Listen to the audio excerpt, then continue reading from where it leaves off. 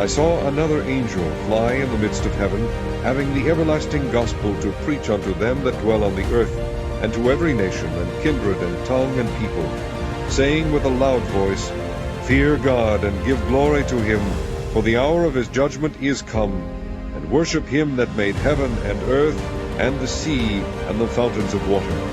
And there followed another angel, saying, Babylon is fallen, that great city, because she made all nations drink of the wine of the wrath of her fornication.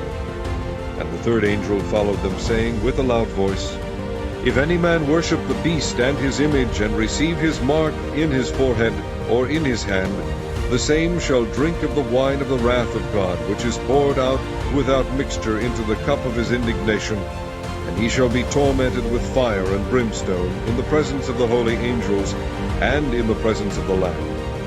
And the smoke of their torment ascended up for ever and ever, and they have no rest day or night, who worship the beast and his image, and whosoever receiveth the mark of his name. Those who have held the beginning of their confidence firm unto the end will be wide awake during the time that the third angel's message is proclaimed with great power. During the loud cry, the church, aided by the providential interposition of our exalted Lord, will diffuse the knowledge of salvation so abundantly that light will be communicated to every city and town. The earth will be filled with the knowledge of salvation.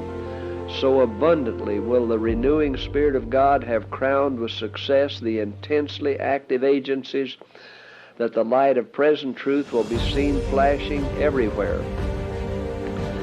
There is to be at this period a series of events which will reveal that God is master of the situation. The truth will be proclaimed in clear, unmistakable language. As a people, we must prepare the way of the Lord under the overruling guidance of the Holy Spirit. The gospel is to be given in its purity. The stream of living water is to deepen and widen in its course. In all fields, nigh and afar off, men will be called from the plow and from the more common commercial business vocations that largely occupy the mind, and will be educated in connection with men of experience. As they learn to labor effectively, they will proclaim the truth with power.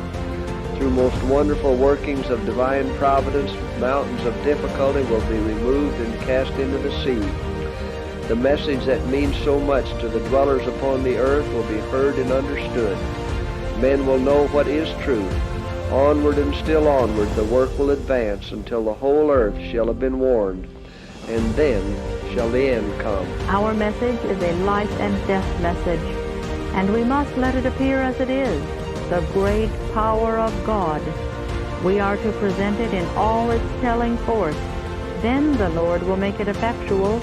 It is our privilege to expect large things, even the demonstration of the Spirit of God. This is the power that will convict and convert the soul.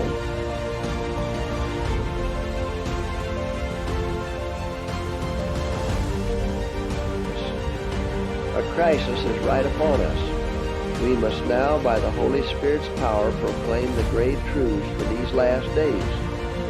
It will not be long before everyone will have heard the warning and made his decision. Then shall the end come.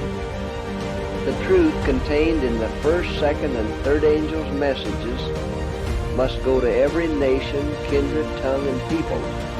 It must lighten the darkness of every continent and extend to the islands of the sea.